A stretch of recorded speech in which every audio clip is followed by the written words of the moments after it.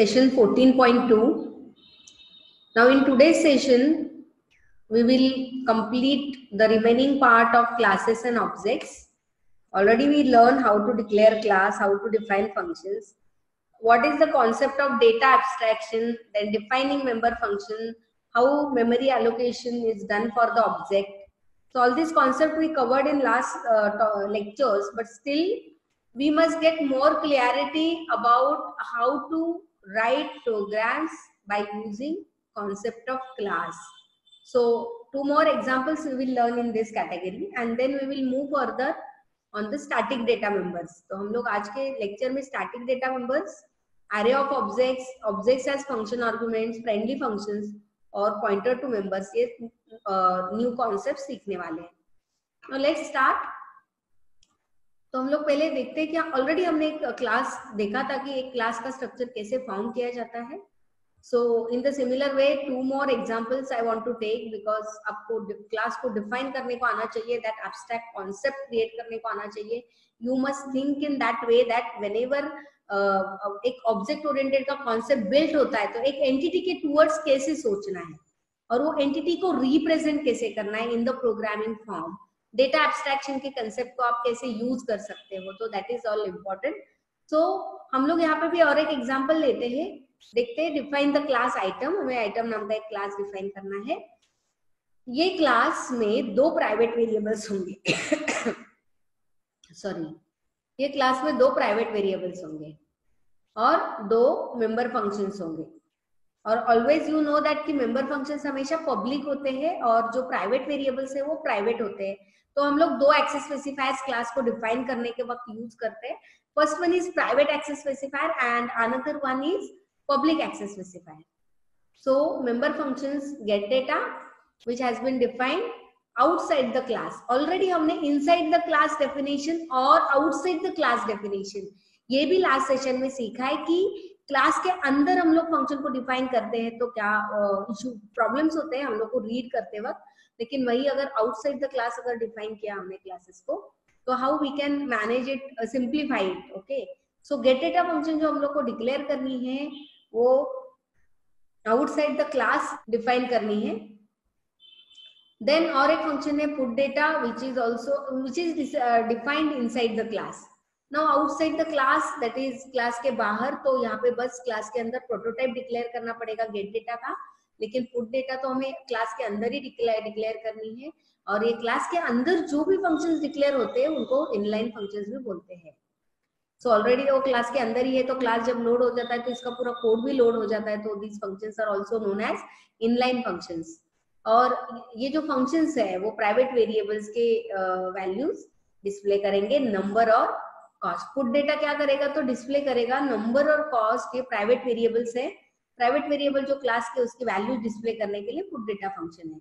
और ये जो प्रोग्राम है वो दो ऑब्जेक्ट क्रिएट करता है, X and Y, in two different statements and this can be combined in one statement. तो हम लोग अलग स्टेटमेंट भी यूज कर सकते हैं या एक ही स्टेटमेंट में ये दोनों ऑब्जेक्ट को इंस्टेंशिएट कर सकते हैं.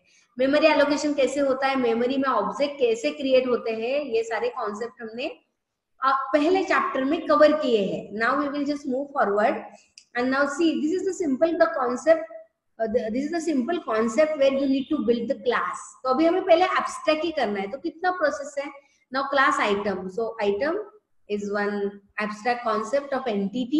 और ये item class में दो items है, एक है cost और एक है number. एक है number और उसका दूसरा है cost.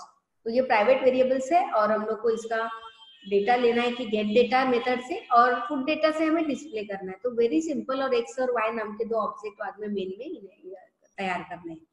तो सिंपल प्रोग्राम है. तो first of all we will start defining this class with class item. और पहले तो हमारे दो मेंबर्स है बताया है, तो फिर ये दोनों भी मेंबर्स इंट नंबर और फ्लोट कॉस्ट है. नाउ सी यहाँ पे हमने प्राइवेट एक्सेस स्पेसिफायर को डिफाइन नहीं किया है, वहां पे प्राइवेट हमने नहीं लिखा है कीवर्ड, क्योंकि बाय डिफॉल्ट जो है वो हर एक डेटा मेंबर का एक्सेस क्या होता है, प्राइवेट होता है. It is private by default. तो अलग से हमें सेपरेटली उसको बताने की जरूरत नहीं है. But if it is creating confusion to you then you may write that private keyword. तो हम लोग को कभी कभी आदत होता है, वही हमारा माइंड में ना देखने का आदत होता है, तो many times we ourselves get confuse कि ये ऐसा क्यों है. So remember private is by default. So अगर आपने नहीं भी लिखा तो क्लास के अंदर जो भी डेटा मेंबर्स को आप एक्सेस स्पेसिफायर डिफाइन नहीं करते हो तो वो प्राइवेट ही हो जाते हैं. And as I told you, there are two functions we will declare. First one is get data, और get data function दो वेरिएबल वैल्यूज लेगी, एक नंबर का और दूसरा कॉस्ट का. लेकिन आपको ये बोला है कि ये आउटसाइड द क्लास डेफिनेशन लिखना है, क्लास के अंदर नहीं लिखना है, तो क्लास के बाहर लिखना है. कैसे लिखना है ये भी हमने देखा था. तो यहाँ पे इसको बोलते हैं, हमने यहाँ पे बस उसका प्रोटोटाइप डिक्लेयर कर दिया. Here we just declared its prototype. Then moving forward, now see this is the next function. लेकिन ये फंक्शन हम लोग यहीं पे क्लास के अंदर ही डिफाइन कर रहे हैं. यहाँ पे सिर्फ हमने प्रोटोटाइप डिफाइन किया था, वहां पे हमने फंक्शन का डेफिनेशन नहीं लिखा है. लेकिन अभी के प्रोग्राम में हम लोग सॉरी पुट डेटा में हम लोग डेफिनेशन लिख रहे हैं. तो यहाँ पे बस पुट डेटा में जो वैल्यूज हमने एक्सेप्ट की थी उसको बस स्क्रीन पे डिस्प्ले कर रहे हैं. तो this is the simple thing. तो ये दोनों ही मेथड्स है, बहुत सिंपल प्रोग्राम है. तो ये ऑलरेडी यहाँ पे ही डिक्लेयर कर दिया. लेकिन आप देखोगे कि गेट डेटा का अभी तक हमने प्रोटोटाइप ही डिक्लेयर किया, उसको डिफाइन नहीं किया, क्योंकि इसका डेफिनेशन हमें आउटसाइड द क्लास लिखना है और पुट डेटा का डेफिनेशन हमने इनसाइड द क्लास लिखा. तो लास्ट के लेक्चर में भी मैंने एक्सप्लेन किया है कि आउटसाइड द डेफिनेशन और इनसाइड द डेफिनेशन के बेनिफिट्स क्या होते हैं. तो here just we will see कि हम लोग get data function. Now see whenever you declare this method outside the class, तो मेथड के नाम के आगे हमें कंपल्सरी क्लास का नाम लिखना बहुत जरूरी है, because we are using the concept of object oriented concept. And so एक एक एंटिटी के टुवर्ड्स सिमिलर मेथड्स हो सकते हैं. तो गेट डेटा मेथड आइटम का भी हो सकता है, गेट डेटा मेथड स्टूडेंट का भी हो सकता है, गेट डेटा मेथड और किसी क्लास का भी हो सकता है. सो ये गेट डेटा मेथड कौन सी क्लास को रिफर कर रहा है, पॉइंट कर रहा है, ये जानने के लिए again we must add the name of class with the scope resolution operator, और फिर int a and float b, फिर number is equal to a. तो यहाँ पे हम लोग नंबर को वैल्यू असाइन कर सकते हैं. And then cost is equal to b. तो number is equal to a, cost is equal to b. तो ये हमने असाइन कर दिया.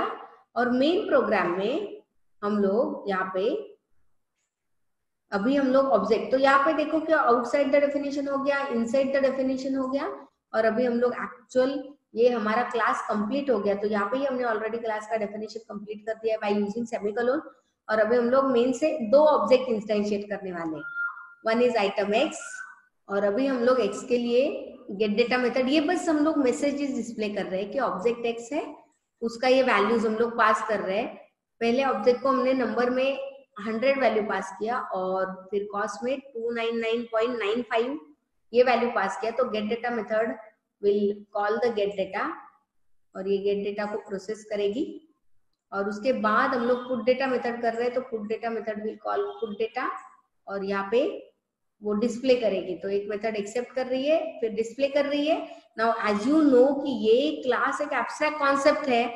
नाउ कितने भी ऑब्जेक्ट हम ये कॉन्सेप्ट से इंस्टेंशिएट कर सकते हैं. तो पहले x किया, now we created another object with the name y, again we pass different parameters to it, और फिर वही ऑब्जेक्ट पे वापस हमने ऑपरेशंस इंप्लीमेंट किए, put data and return. So get data and then finally put data, और यहाँ पे रिटर्न टाइप हमने इंट लिखा है and therefore it is return 0. So this is end of this program. Let's see the practical. Already ये programme हमने यहाँ पे टाइप करके रखा है. Now just we will compile it. Already मैंने एक्सप्लेन किया है आपको program. Now just we will compile it. You can see the output.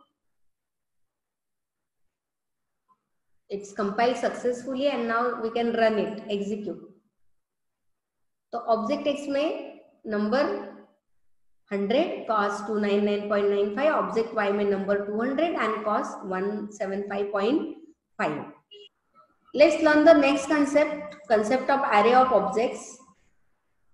Again already हमने देखा है objects, classes and object, arrays को भी, अरे का भी कॉन्सेप्ट हमने थोड़ा देखा है, तो it is really easy concept. Already classes object के कॉन्सेप्ट में बस हम लोग जो new class level variable class create कर रहे हैं, that is new user defined data type. जैसे ही हम लोग नॉर्मल अरेज क्रिएट करते थे इंटीजर्स के, फ्लोट के, वैसे ही हम लोग क्लास लेवल वेरिएबल के जो क्लास जो है नया यूजर डिफाइंड जो एंटिटी है उसका भी अरे कर सकते हैं। तो जैसे अगर एम्प्लॉय क्लास है तो हम लोग अगर 100 एम्प्लॉय है तो एम्प्लॉय, मैनेजर 5 मैनेजर है तो 5 का एरे बनाया, वर्कर अगर 50 है तो वर्कर का 50 का एरे बनाया, और एरे बना के हम multiple similar data type element का डेटा एक साथ स्टोर कर सकते हैं। जैसे हम लोग बेसिक कॉन्सेप्ट में इसको इम्प्लीमेंट करते हैं वैसे ही हम लोग कर सकते हैं। तो define a class employee which will store name and age of 3 managers. तो 3 ही मैनेजर का नेम और एज स्टोर करना है। मेंबर फंक्शन है गेट डेटा और शो करने के लिए पुट डेटा। तो this is a simple concept. इसके लिए मैं थोड़ा सा फास्ट जा रही हूँ। Very simple concept. एम्प्लॉय का क्लास हमें तैयार करना है, 2 डेटा मेंबर्स है, character name of 30 and then float age, और पब्लिक सेक्शन में गेट डेटा मेथड है, पुट डेटा मेथड है। तो in public section there is a get data method and then there is a put data method. Employee का get data method में हम लोग employ का नाम लेंगे, एज लेंगे, और पुट डेटा मेथड में वही नेम और एज को हम लोग शो करेंगे। और यहाँ पे आप ऑब्जर्व करोगे तो यहाँ पे कांस्टेंट इन साइज 3 रखा है। ये क्यों किया है हमने? Because this is end of function ना, and again outside the class हमने एक कांस्टेंट वेरिएबल डिक्लेयर किया है, क्योंकि हमें कितने एम्प्लॉय मैनेजर्स का डेटा डिक्लेयर, एम्प्लॉय का डेटा क्रिएट करना है, 3 एम्प्लॉय का। तो 3, यहाँ पे आप 50 भी ले सकते हो, 100 भी ले सकते हो। तो मैक्सिमम कितने एम्प्लॉयज का करना है वो कांस्टेंट वेरिएबल आप डिक्लेयर कर सकते हो, वो हो जाएगा size of array. So employee, manager, और यहाँ पे दिया है साइज। साइज अगर अलग से नहीं डिक्लेयर करना है तो यहाँ पे मैन्युअली भी आप 3 लिख सकते हो। एंड फॉर, तो अभी यूजर की चॉइस के ऊपर है कि उसको कितना असाइन करना है, तो वहां से पे हम असाइन कर सकते हैं i is equal to 0 and i is less than size i plus plus, और बस ये डिटेल ऑफ मैनेजर 1 को डिस्प्ले करने के लिए i प्लस 1 का कॉन्सेप्ट यूज किया है, और manager of i dot get data. बस जितने भी मैनेजर्स का डेटा हम एंटर करेंगे हर एक के लिए ऑब्जेक्ट इंस्टेंशिएट करेंगे, उतने ऑब्जेक्ट के लिए actually get data function will be called. और फिर नेक्स्ट वापस सेम हम लोग लूप का कॉन्सेप्ट यूज करके वापस हम सारे डेटा को, मैनेजर के डेटा को डिस्प्ले करेंगे। मैनेजर 1 का data, then by using manager i of put data. तो यहाँ पे गेट डेटा से एक्सेप्ट किया था, यहाँ से पुट डेटा से हम लोग शो कर रहे हैं। फर्क सिर्फ इतना है कि we use the loop control structure to point the index. जैसे अरे का हमने बेसिक कॉन्सेप्ट सीखा था, similar concept can be implemented to perform operations with the object, because again objects of one type class are similar data type elements। तो वही concept को use करके हम ऑब्जेक्ट को भी पॉइंट कर सकते हैं in the form of arrays। तो this is the program. Enter name, age, manager 2 का enter name, age, enter name, age. So likewise it will just display the value. Let's start with next topic, static data members. Now what do you mean by static data members? So these are special data members which are common to all the objects. तो हम लोग जब एक class define करते हैं तो जो भी डेटा मेंबर्स हम लोग डिक्लेयर करते हैं, नॉर्मली डेटा मेंबर्स होते हैं private to that particular class. So it can be accessible from within that class. और जब भी हम लोग एक ऑब्जेक्ट क्रिएट करते हैं तो ये प्राइवेट डेटा मेंबर्स का एक सेपरेट कॉपी क्रिएट हो जाता है। Like suppose there are 2 data members A and B in class student. तो स्टूडेंट क्लास का अगर हम ऑब्जेक्ट बनाते हैं S1, तो S1 के लिए ए और बी का सेपरेट कॉपी तैयार होता है। स्टूडेंट 1 के लिए अलग, स्टूडेंट 2 के लिए अलग, स्टूडेंट 3 के लिए अलग। लेकिन यही अगर मुझे suppose I want to keep track कि मैंने कितने स्टूडेंट्स का एंट्री किया, सो पहला जैसे एंट्री करूंगी तो फर्स्ट ऑब्जेक्ट क्रिएट होगा। सो फर्स्ट ऑब्जेक्ट के वक्त फर्स्ट एंट्री हो गया, सेकंड ऑब्जेक्ट के वक्त second, but how many students in total I have created और I have enter the data for, तो ये मुझे कैसे पता चलेगा? और इसके लिए कॉमन वेरिएबल चाहिए जो कॉमन वेरिएबल हर एक क्लास के वेरिएबल के साथ अटैच रहेगा। ए और बी जो सेपरेट वेरिएबल्स है, प्राइवेट वेरिएबल्स है, उसके सेपरेट कॉपीज तैयार होते हैं and these are independent to that particular object. वो ऑब्जेक्ट की प्रॉपर्टी है। लेकिन जब स्टैटिक डेटा मेंबर्स होते हैं वो कॉमन होते हैं फॉर ऑल द ऑब्जेक्ट्स। तो सारे ऑब्जेक्ट के एक कॉमन प्रॉपर्टी जो हम लोग बोल सकते हैं वो होते हैं स्टैटिक डेटा मेंबर्स। तो स्टैटिक डेटा मेंबर्स हम लोग क्यों डेटा करते हैं, तो कॉमनली अगर हमें ऑब्जेक्ट के थ्रू उसको एक्सेस करना है तो हमें स्टैटिक डेटा मेंबर की जरूरत पड़ती है।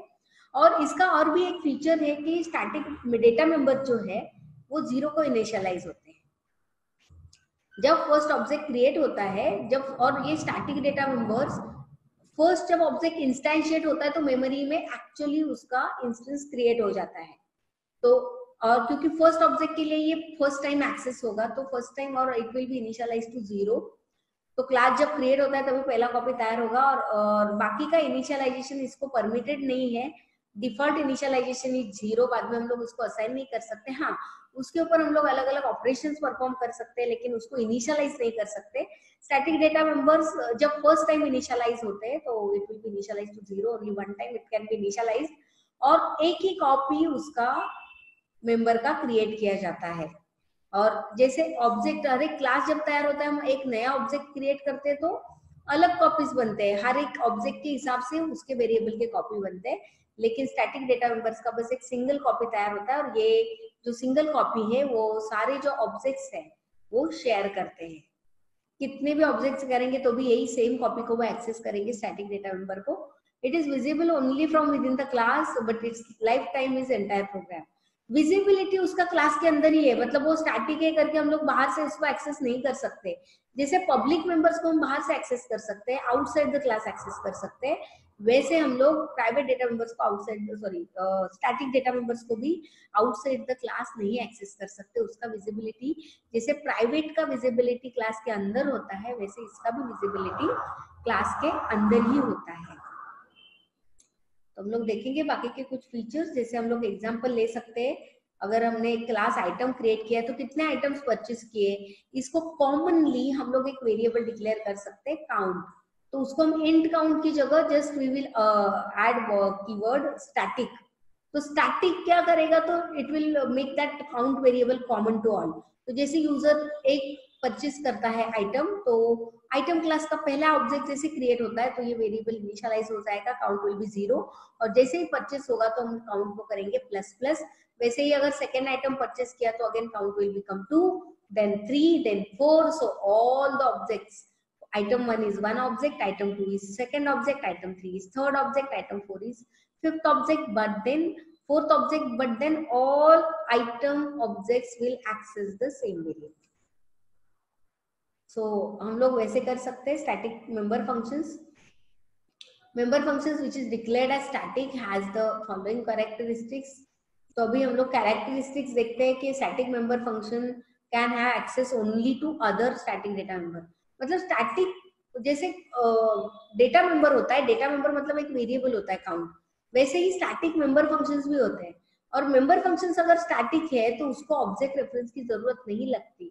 जैसे स्टैटिक में भी हम लोग एक कॉमन फीचर देखेंगे कि स्टैटिक डेटा मेंबर को ऑब्जेक्ट रेफरेंस की जरूरत नहीं है, मतलब मेन से कॉल करने के लिए हमें ऑब्जेक्ट रेफरेंस नहीं, क्लास के रेफरेंस से भी हम उसको पॉइंट कर सकते हैं because that variable is common to all class. वैसे ही स्टैटिक डेटा मेंबर्स अगर डायरेक्टली एक्सेस करने हैं तो हम लोग और एक यूज कर सकते हैं स्टैटिक मेंबर फंक्शंस का। और स्टैटिक मेंबर फंक्शंस को भी ऑब्जेक्ट के, देखो कोई भी क्लास के अंदर का फंक्शन हम लोग डायरेक्टली कॉल नहीं कर सकते। तो अगर हमें कॉल करना है तो हमें क्या करना पड़ता है, तो एक्चुअली एक ऑब्जेक्ट क्रिएट करना पड़ता है और वो ऑब्जेक्ट के रेफरेंस के थ्रू हम लोग वो फंक्शंस क्रिएट कर सकते हैं, ऑब्जेक्ट 1 डॉट गेट डेटा। लेकिन स्टैटिक अगर मेंबर फंक्शन है तो उसको ऑब्जेक्ट रेफरेंस की जरूरत नहीं है। With the class name we can access that member, और इसको स्टैटिक मेंबर फंक्शन दूसरे स्टैटिक मेंबर को डायरेक्टली एक्सेस कर सकती है। वो स्टैटिक मेंबर फंक्शन भी हो सकते हैं, वेरिएबल भी हो सकते हैं, उसको ऑब्जेक्ट रेफरेंस का जरूरत नहीं है क्योंकि वो भी स्टैटिक है। तो अगर सेम क्लास में है तो डायरेक्टली एक्सेस कर सकते हैं।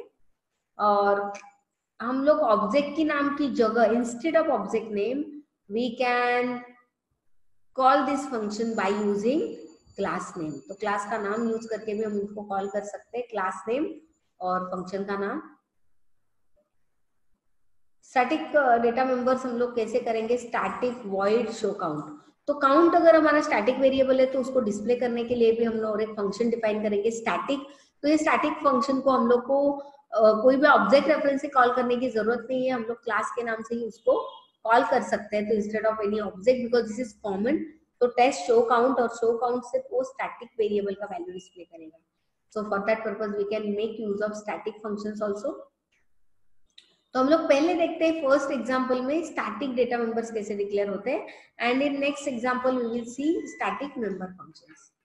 So define class item with a static data member count and private member number। तो हम लोग को भी एक है कि count member है हमारा, सॉरी count वेरिएबल है हमारा, वो static होगा, और एक प्राइवेट वेरिएबल होगा, वो होगा नंबर।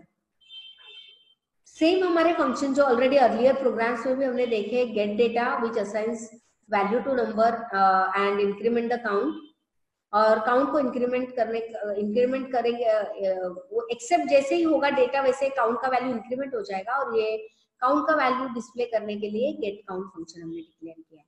तो ऐसे दो फंक्शन हमें करना है। इनिशियल काउंट का वैल्यू रहेगा 0, अभी ये इनिशियल वैल्यू के बाद जैसे 0 होगा, ऑब्जेक्ट 1 जैसे ही क्रिएट होता है, ये स्टैटिक डेटा मेंबर है, count is a static data member. जैसे ही फर्स्ट ऑब्जेक्ट हमारा तैयार हो गया, ऑब्जेक्ट 1, उसके दो मेंबर्स आगे ए और बी, इसका सेपरेट कॉपी तैयार होगा क्लास में।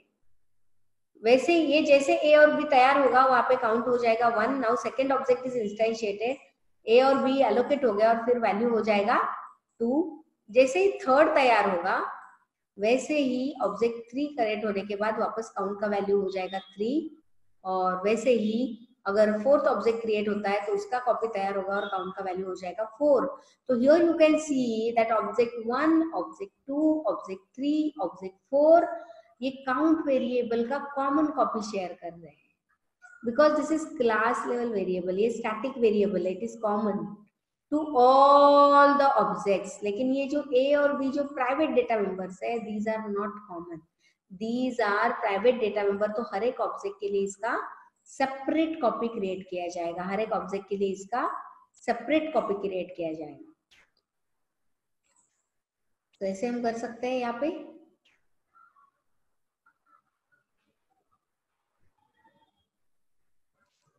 So, यहाँ पे हम लोग वही एग्जांपल देखते हैं कि हमने एक स्टैटिक इंट काउंट वेरिएबल लिया है क्लास आइटम में, और एक इन नंबर है। पब्लिक में बस गेट डेटा मेथड है जो यूजर से एक्सेप्ट करेगा, डेटा नंबर असाइन करेगा। पहला ऑब्जेक्ट क्रिएट हो चुका है तो काउंट को हम करेंगे प्लस प्लस। वैसे ही गेट काउंट मेथड है, गेट काउंट मेथड बस काउंट का वैल्यू शो करेगी। अभी आइटम काउंट, यहाँ पे एक वेरिएबल जो है हमने वापस प्रोटोटाइप उसका डिक्लेयर किया है। देखो एक यहाँ पे स्टैटिक वेरिएबल जो डिक्लेयर करते हैं उनको आउटसाइड द क्लास भी डिफाइन करना जरूरी है। Int item scope resolution count, ये बताने के लिए कि एक ऐसा काउंट नाम का स्टैटिक वेरिएबल आइटम क्लास का है, वो यूज हो सकता है। तो आइटम ए बी सी एक साथ ही हमने 3 ऑब्जेक्ट क्रिएट कर दिए। डेटा रीड करने के पहले ए का काउंट अगर हम लोग करेंगे, बी से गेट काउंट करेंगे या सी से गेट काउंट करेंगे तो सबका आंसर 0 ही आने वाला है, क्योंकि स्टैटिक वेरिएबल जब इनिशियलाइज होता है तो उसका इनिशियल वैल्यू रहता है 0। तो अभी तक हमने कुछ ऑपरेशंस परफॉर्म नहीं किया है, सॉरी जब फर्स्ट ऑब्जेक्ट क्रिएट होगा तो यहाँ पे 0 ही वैल्यू रहेगी, क्योंकि काउंट का वैल्यू हम लोग प्लस प्लस गेट डेटा में कर रहे हैं। तो a dot gate count will show 0, b dot gate count will show 0 and c dot gate count will also show 0। लेकिन जब हम जैसे ही हम a dot get data method को कॉल करते हैं तो यहाँ पे a के गेट डेटा में नंबर को 100 असाइन हो जाएगा और काउंट हो जाएगा प्लस प्लस। तो जैसे ही ये गेट काउंट फंक्शन कॉल होता है तो वैसे, सॉरी यहाँ पे ये ऑब्जेक्ट क्रिएट होता है तो वैसे ही गेट काउंट अभी काउंट शो करेगा 1। फिर नेक्स्ट यहाँ पे गेट डेटा जब 200 पे आता है तो यहाँ पे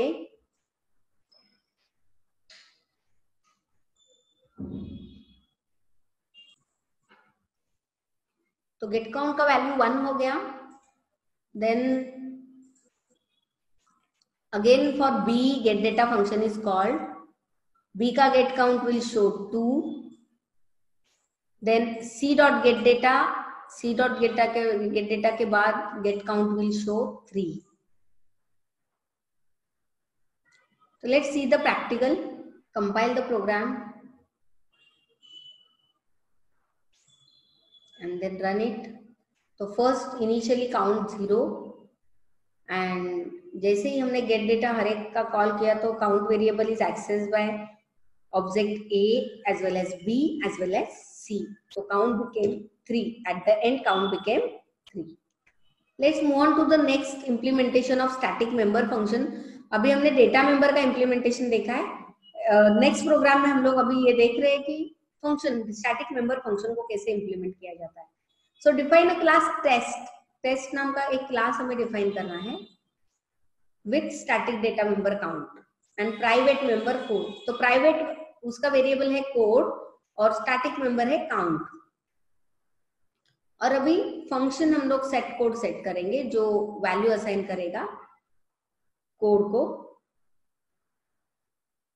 और काउंट का वैल्यू असाइन करना है ना. रिमेम्बर दिस, काउंट का वैल्यू ही कोड को असाइन करना है. तो जो उसका काउंट रहेगा वही उसका कोड रहेगा.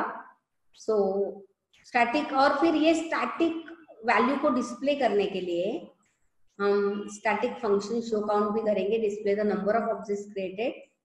सो a count of number of objects created is maintained by static variable count. तो कितने ऑब्जेक्ट क्रिएट हो रहे हैं ये काउंट वेरिएबल ले कर रहा है. और शो कोड में फंक्शन एक्चुअली ईच ऑब्जेक्ट का कोड डिस्प्ले कर रहे हैं. So let's see the practical implementation of this. तो simply first of all create class test. एक नॉर्मल वेरिएबल जो प्राइवेट डेटा मेंबर है इंट कोड और स्टैटिक इंट काउंट वेरिएबल. और बस हमने सेट कोड मेथड लिखा है जहाँ पे आपको मालूम है कि हमने प्री और पोस्ट इंक्रीमेंट ऑपरेटर्स यूज किए थे. प्री में क्या होता है, पहले वैल्यू इंक्रीज होता है. तो काउंट हमारा इनिशियल तो स्टैटिक है तो 0 होगा. तो जैसे ही सेट कोड मेथड आएगा कोड में एक्चुअली काउंट का वैल्यू पहले इंक्रीज होगा और फिर असाइन होगा. क्योंकि हम लोग प्री इंक्रीमेंट यूज कर रहे हैं. प्री इंक्रीमेंट में पहला प्रेसिडेंस इंक्रीमेंट को जाता है और फिर असाइनमेंट को जाता है. तो यहाँ पे पहले काउंट इंक्रीज होगा और फिर असाइन होगा. तो कोड में ये फर्स्ट एक नंबर 1 आ जाएगा and then show code method will display the object का नंबर. ऑब्जेक्ट का नंबर इज 1. सो कोड में 1 आएगा तो ये 1 डिस्प्ले होगा. और यहाँ पे आप देख सकते हो कि काउंट मेथड, यहाँ पे काउंट मेथड को काउंट वेरिएबल को हमने डायरेक्टली डिस्प्ले शो किया है.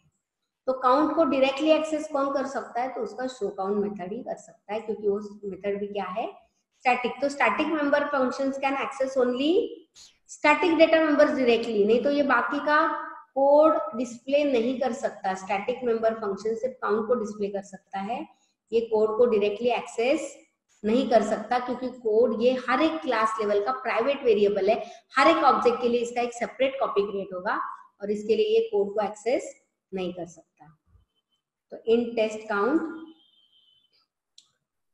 int main test t1 t2 t1 dot set code, test show count.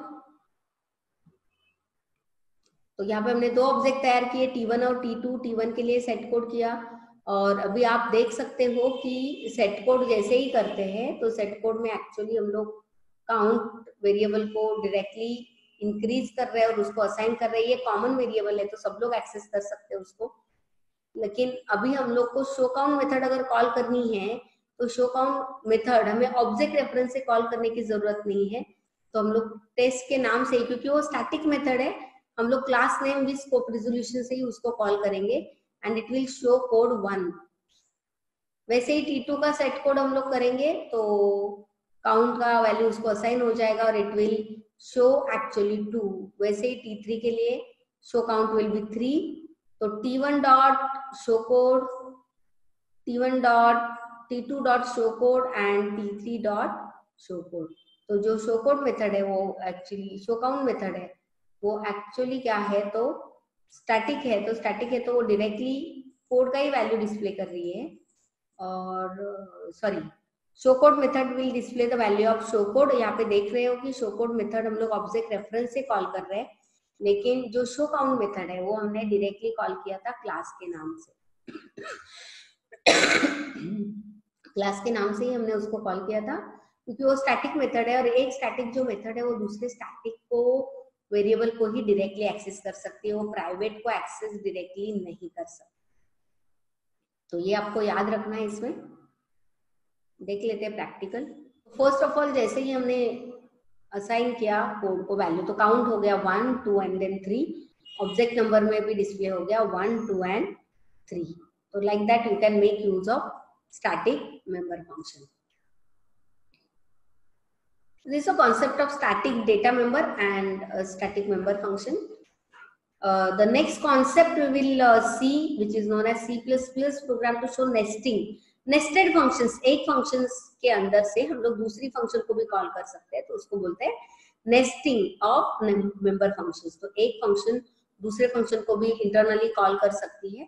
So define a class set with 2 data members. This is a simple program. Define member function input to accept the data, display to show largest number among the set, and largest to return largest value. तो हम लोग बस nest करेंगे इसको, ये functions को, multiple functions. तो largest number को डिस्प्ले करने के लिए हम लोग एक फंक्शन लिख रहे हैं, इनपुट में हम लोग वैल्यूज एक्सेप्ट करेंगे। Class set int m and n, public data members, void input, void, और यहाँ पे फिर display and then largest। तो ये 3 मेथड्स है। लार्जेस्ट मेथड एक इंटीजर वैल्यू रिटर्न करता है। तो यहाँ पे क्लास का डेफिनेशन तो कंप्लीट हो गया, लेकिन यहाँ पे अभी हम लोग सारे मेथड्स को डिफाइन कर रहे हैं आउटसाइड द क्लास। तो स्कोप रिजोल्यूशन सेट और स्कोप रिजोल्यूशन आएगा। यहाँ पे हम चेक कर रहे हैं कि whether value of m is greater than n, then return m, else return n। Simple, this is the largest का कोड तो सिंपल हो गया। और ये इनपुट मेथड है। यहाँ पे आप या देख सकते हो कि इनपुट वैल्यूज और हम लोग m और n के वैल्यूज एक्सेप्ट कर रहे हैं। और जो डिस्प्ले मेथड है, डिस्प्ले मेथड लार्जेस्ट नंबर को शो कर रहा है, मतलब डिस्प्ले में एक्चुअली सी आउट में हम लोग लार्जेस्ट मेथड को कॉल कर रहे हैं। और लार्जेस्ट मेथड क्या कर रहा है, तो एक इंटीजर वैल्यू रिटर्न कर रहा है। जो इंटीजर वैल्यू रिटर्न होगा वो यहाँ पे आउटपुट में डिस्प्ले हो जाएगा। तो यहाँ हम लोग ने क्या किया, नेस्टेड किया, डिस्प्ले फंक्शन के अंदर ही लार्जेस्ट फंक्शन को कॉल कर दिया। सो एक फंक्शन दूसरे फंक्शन को डायरेक्टली कॉल कर रहा है। This is known as nesting of member functions. ऐसे भी हम कर सकते हैं। तो सिंपली यहाँ पे set a dot input, a dot display, बस 2 ही फंक्शंस हमने यहाँ से कॉल किए। और actually input function separately call होगा, वैल्यूज एक्सेप्ट होंगे, और डिस्प्ले फंक्शन ही कॉल हुआ मेन से, लेकिन वापस डिस्प्ले फंक्शन खुद ही लार्जेस्ट फंक्शन को कॉल कर रहा है। तो this is known as nesting of member functions. So largest value is 44। So it will just compare the result and it will give result. C++ program with 1 data member and private member function. तो हम लोग अभी देखते हैं कि एक data member है और एक मेंबर फंक्शन। तो अभी तक हमने देखा था कि एक्चुअली डेटा मेंबर्स ही प्राइवेट होते हैं, लेकिन क्या मेंबर फंक्शंस भी प्राइवेट हो सकते हैं? Whether it is possible to declare private data member function. तो ये प्राइवेट मेंबर फंक्शन का जो कॉन्सेप्ट है हम लोग को हायर एंड प्रोग्रामिंग में लगता है। जब ज्यादा सिक्योरिटी देनी है हमें, तो एक्चुअली मेन से पब्लिक मेंबर फंक्शन कॉल होगी और पब्लिक मेंबर फंक्शन से actually private member function call होगी और प्राइवेट मेंबर फंक्शन ही प्राइवेट डेटा को प्रोसेस करेगी। ऐसा जब लेयर्ड अप्रोच आपको प्रोग्रामिंग में यूज करना है, then at that time we can make use of private member function. लेकिन प्रोग्रामिंग बिकम्स कॉम्प्लेक्स, तो वो कॉम्प्लेक्सिटी हम लोग को अगर यूज करनी है, 2 लेवल का चेकिंग करना है, 2 लेयर्स का चेकिंग करना है, तो then we can implement this concept. तो just we will see one example. Define a class sample with 1 data member and private member function read to accept value, public member function update to call read and write to display the values। तो अभी update एक function है, read function है और right function है, और update function will in turn call the read function. सो हम लोग देखते हैं, सिंपल है। सैंपल क्लास, एक प्राइवेट डेटा मेंबर m, उसका एक रीड मेथड में void update फिर void write। अभी हमने यहाँ पे क्या किया है कि ये जो मेथड है रीड, इसको प्राइवेट डेटा मेंबर बना दिया है, और पब्लिक में दो है हमारे, अपडेट और राइट। तो अपडेट मेथड का डेफिनेशन पहले लिखते हैं। Actually update method will actually call the read method. तो दो लेवल का लेयर्स का हम लोग चेकिंग कर रहे हैं, और यहाँ पे सिक्योरिटी ऐड कर रहे हैं। तो update method actually in turn it will call the read method. तो अपडेट में कुछ भी नहीं रहेगा, just we will give call to read method, और रीड के कोड में एक्चुअली हम लोग यूजर से वैल्यू लेंगे। आउटसाइड द क्लास डेफिनेशन लिख रहे हैं, लेकिन ये प्राइवेट मेथड है। वैसे ही राइट मेथड बस डिस्प्ले करेगा वैल्यू। तो सैंपल का हमने एक ऑब्जेक्ट बना दिया। फर्स्ट सैंपल का अपडेट मेथड कॉल किया, अपडेट मेथड ने वापस रीड को कॉल किया, अपडेट को कॉल किया, अपडेट ने वापस रीड को कॉल किया, एंड देन राइट मेथड ने ये वैल्यूज को डिस्प्ले कर दिया। तो this is the concept of the private member functions. तो हमारे प्रोग्राम में प्राइवेट मेंबर फंक्शंस भी हो सकते हैं। So value of m is 22. Like that we can just update the values